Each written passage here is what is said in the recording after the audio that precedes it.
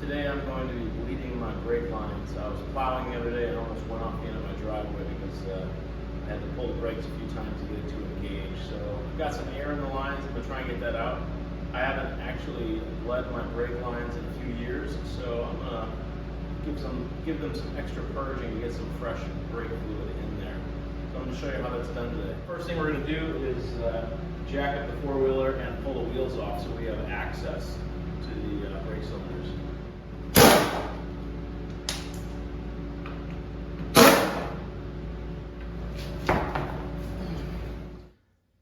Alright, so here is my bleeder valve, and the tubing I'm going to use, I'm going to put over this nipple like so.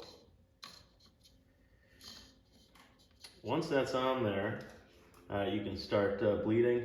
I did use my heat gun in order to soften this plastic so that it would snap on and make a nice seal on that nipple.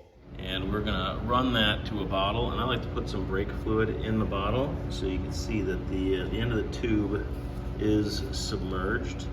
So what I'm gonna do is when I open, you're gonna put a 1/4-inch wrench on this, turn it counterclockwise to open it, and at the same time, you're gonna pull the brake.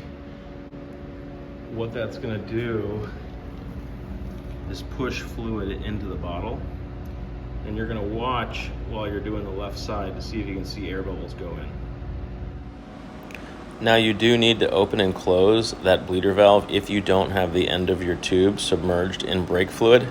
I like to have the brake fluid in the bottle because what that does is it allows me to just kind of crank on that handbrake without having to constantly open and close that bleeder valve. Make sure your reservoir is doesn't get drained so that you don't actually introduce air into the system.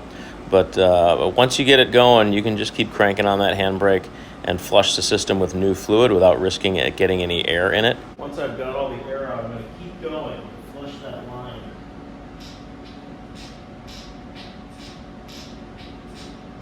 So I ended up filling my reservoir about 3 times and just using the handbrake to pump the fluid through that bleeder valve to get all fresh fluid into the system.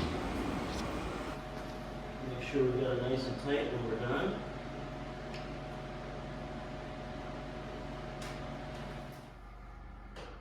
Push that dust cover back on, and now we'll repeat the same process on the right side. All right, so I'm about to bleed the rear brake, and I've got my four-wheeler jacked up, but I don't like the way this wheel is wobbling, so we got something going on here. All right, so now we have the rear brake line bled as well. You can see how much fluid we've pumped out. So that is the front left, the front right, and the rear right are what you need to bleed.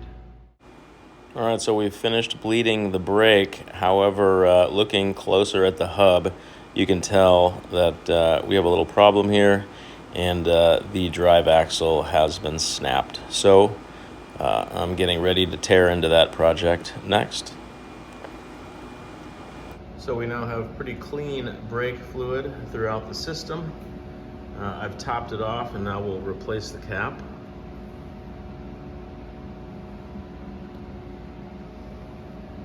And we'll place our torque screws in. I will reverse them first to make sure they thread right, and then screw them down. And then I'll get them nice and snug.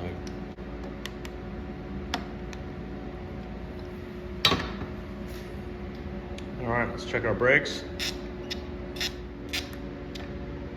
Much tighter than it was before. That's it. All right, so with all 3 brakes bled, I can now put the wheels back on, and this project is complete.